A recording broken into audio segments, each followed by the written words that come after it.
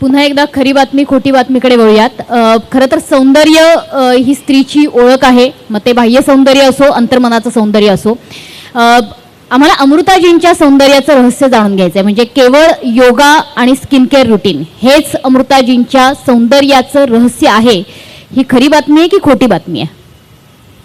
याच्या व्यतिरिक्तही काही करता तुम्ही? तुम्ही काय म्हटलं? Skin care routine, yoga. दुसरं तिसरं आहे की स्ट्रेस लेने का नाही देने का, ते जरुरी आहे. दिल्यावरती आपलं सौंदर्य वाढतं. हो नक्की. समोरच्याचं कमी होतं. कमी होतं.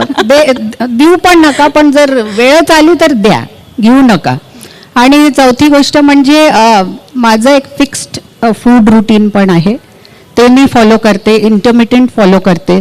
अँड सेकंड, मी आधीच पण सांगितलेलं आहे, I don't know you will beep it or what, VLCC मधनं मी काही फेशियल थेरपीज करवल्या होत्या सुरुवातीला, त्याच्यानी मला चांगला ग्लोईंग टाईटनिंग इफेक्ट आला. तर तेवढं मी करवलं माझ्या स्वतःसाठी.